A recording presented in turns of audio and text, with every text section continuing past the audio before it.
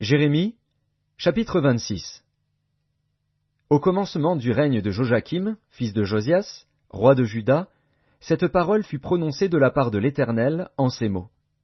Ainsi parle l'Éternel. Tiens-toi dans le parvis de la maison de l'Éternel, et dis à ceux qui de toutes les villes de Juda viennent se prosterner dans la maison de l'Éternel toutes les paroles que je t'ordonne de leur dire, n'en retranche pas un mot. Peut-être écouteront-ils, et reviendront-ils chacun de leur mauvaise voie. Alors je me repentirai du mal que j'avais pensé leur faire à cause de la méchanceté de leurs actions. Tu leur diras, ainsi parle l'Éternel. Si vous ne m'écoutez pas quand je vous ordonne de suivre ma loi que j'ai mise devant vous, d'écouter les paroles de mes serviteurs, les prophètes, que je vous envoie, que je vous ai envoyés dès le matin, et que vous n'avez pas écouté, alors je traiterai cette maison comme Silo, et je ferai de cette ville un objet de malédiction pour toutes les nations de la terre. Les sacrificateurs, les prophètes et tout le peuple entendirent Jérémie prononcer ces paroles dans la maison de l'Éternel. Et comme Jérémie achevait de dire tout ce que l'Éternel lui avait ordonné de dire à tout le peuple, les sacrificateurs, les prophètes et tout le peuple se saisirent de lui en disant « Tu mourras ! Pourquoi prophétises-tu au nom de l'Éternel en disant « Cette maison sera comme Silo et cette ville sera dévastée, privée d'habitants » ?» Tout le peuple s'attroupa autour de Jérémie dans la maison de l'Éternel. Lorsque les chefs de Juda eurent appris ces choses, ils montèrent de la maison du roi à la maison de l'Éternel, et s'assirent à l'entrée de la porte neuve de la maison de l'Éternel. Alors les sacrificateurs et les prophètes parlèrent ainsi aux chefs et à tout le peuple. « Cet homme mérite la mort, car il a prophétisé contre cette ville, comme vous l'avez entendu de vos oreilles. » Jérémie dit à tous les chefs et à tout le peuple, L'Éternel m'a envoyé pour prophétiser contre cette maison et contre cette ville toutes les choses que vous avez entendues. Maintenant réformez vos voies et vos œuvres, écoutez la voix de l'Éternel, votre Dieu, et l'Éternel se repentira du mal qu'il a prononcé contre vous.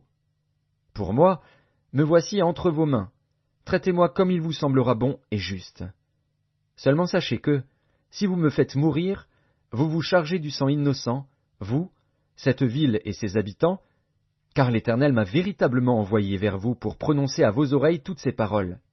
Les chefs et tout le peuple dirent aux sacrificateurs et aux prophètes, « Cet homme ne mérite point la mort, car c'est au nom de l'Éternel, notre Dieu, qu'il nous a parlé. » Et quelques-uns des anciens du pays se levèrent et dirent à toute l'assemblée du peuple, « Michée, de Moréchet, prophétisait du temps d'Ézéchias, roi de Juda, et il disait à tout le peuple de Juda, « Ainsi parle l'Éternel des armées. Sion sera labouré comme un champ, Jérusalem deviendra un monceau de pierre, et la montagne de la maison une haute forêt. Ézéchias, roi de Juda, et tout Juda l'ont-ils fait mourir? Ézéchias ne craignait-il pas l'Éternel? N'implora-t-il pas l'Éternel? Alors l'Éternel se repentit du mal qu'il avait prononcé contre eux, et nous chargerions notre âme d'un si grand crime? Il y eut aussi un homme qui prophétisait au nom de l'Éternel, Uri, fils de Shemaéja, de Kirjat-Jéarim. Il prophétisa contre cette ville et contre ce pays entièrement les mêmes choses que Jérémie. Le roi Joachim, tous ses vaillants hommes et tous ses chefs entendirent ces paroles, et le roi chercha à le faire mourir. Uri, qui en fut informé, eut peur, prit la fuite et alla en Égypte. Le roi Joachim envoya des gens en Égypte, Elnathan, fils d'Akbor, et des gens avec lui en Égypte. Ils firent sortir d'Égypte Uri et l'amenèrent au roi Joachim, qui le fit mourir par l'épée et jeta son cadavre sur les sépulcres des enfants du peuple. Cependant la main d'Achikam, fils de Shaphan, fut avec Jérémie, et empêcha qu'il ne fût livré au peuple pour être mis à mort.